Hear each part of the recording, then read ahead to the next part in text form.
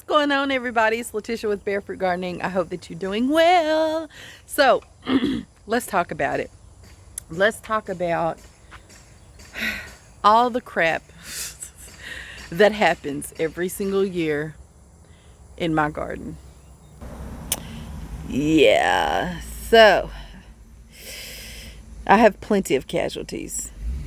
Plenty.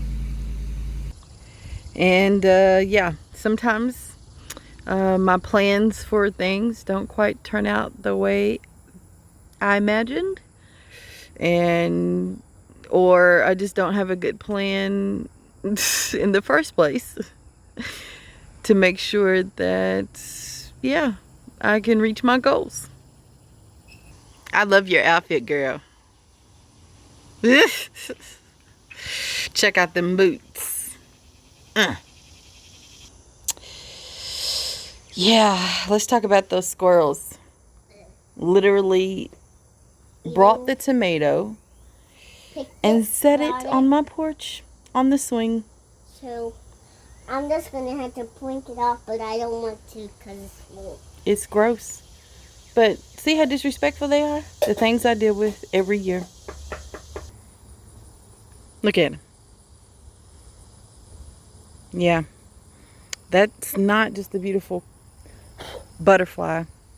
That's a cabbage sloth who lays eggs, and the larva from the cabbage moth eats all of my plants up. Just like we see here. Yep. Deal with it every year. Do you see the larvae? I do. But it's very hard to, because it blends right in. Right there. See them? And if you look right in the center, you'll see more in the bottom. Yep. There used to be 4 squash plants in this no-till bed, and they're gone. Thanks to the squash vine borer and an overly suppressive insect called the squash bugs. Yeah. This is the Japanese beetle damage on my Kentucky Wonder pole beans. And these guys also love okra. And so we can see the damage on the okra as well. There they are. Every year, these guys visit my garden. Weeds are everywhere, and this is a result of just letting this area grow up too much in the beginning to begin with, because I did not have a lawn care worker for a few weeks, and I did not have the tools to care for my lawn myself until recently. So, but the weeds, again, one of the things that was really hard to deal with in the garden. Specifically a weed called Creepin' Charlie. And let me just show you where he be creeping. Here's a great example. All weeds. Weeds. Plants, weeds, and more weeds. Beautiful plants at the beginning of the season. This was the Space Master cucumber, and all of a sudden, boom, no more cucumber. Again, you know, it just doesn't work out sometimes. I don't know why. Just the way it is. It sucks, but this is my garden currently. These are the Royal Burgundy bush bean, and I've harvested 3 times from these plants so far. But again, you know, eventually die out happens, disease happens, and that's what's happening. Every year, this is what I deal with. I also deal with areas that get overgrown and areas that I'm horrible about keeping up with. So this is the mint that is absolutely out of control. And as well as some tomato vines that are absolutely out of control. And it's like it only takes a rain or two for these to really get out of control, and you feel like you don't have control, and then you just want to like go in a corner and sit down and never look at this again. I go through that every year. My crops not really having a chance to take off because a bird or a squirrel comes through and chomps them off every year.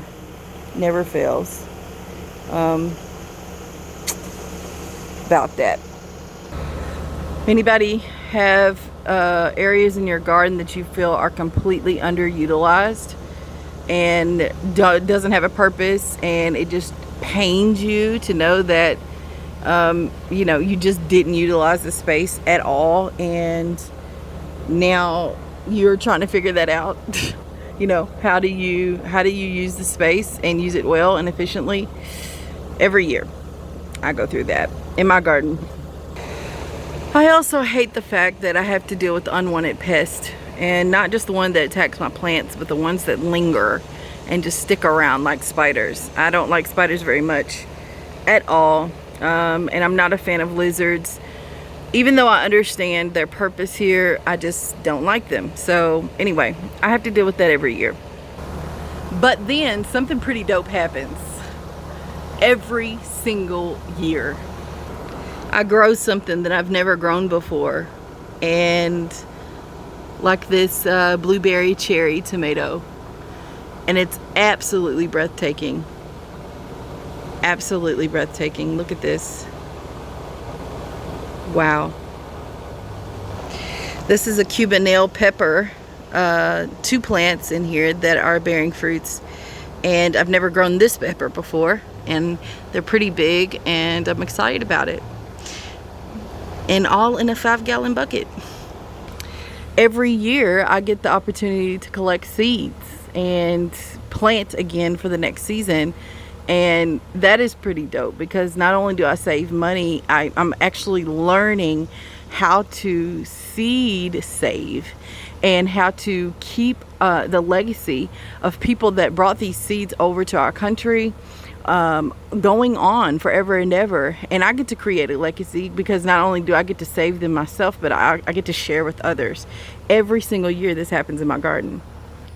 Every year I get the opportunity to learn how to propagate plants that I typically have never done that before, or ever tried, or ever grown in my garden. This is a tomato plant, and all I did was stick it in some soil that was really, really wet, and made sure that it stayed pretty wet, and out pops a beautiful plant. And it's pretty dope to see that, you know, I cloned a tomato plant.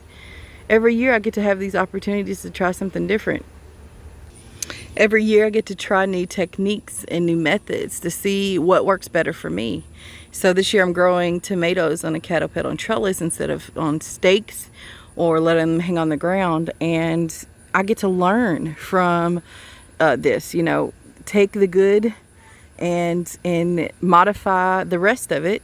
But it's pretty dope that I had the opportunity to install this and try to grow on the cattle pedal and trellis, and it's given me so many other ideas for next year. So I'm grateful for that.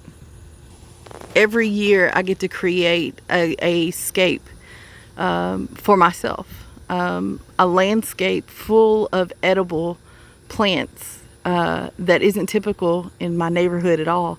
And I get to see people, although my worry was that they would totally not like it and I would get complaints, I get to see them drive by and slow down as they're driving by to look at what I'm doing.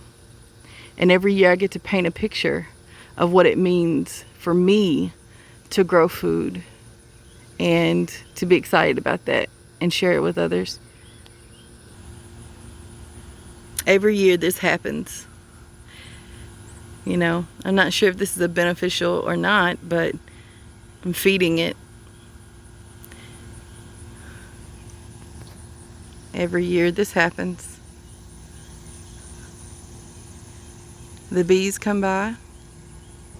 I get to feed them.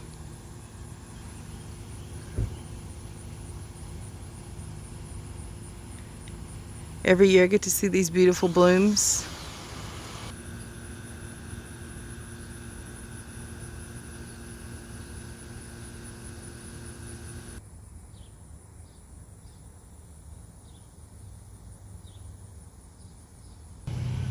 Every day I get another chance to start over,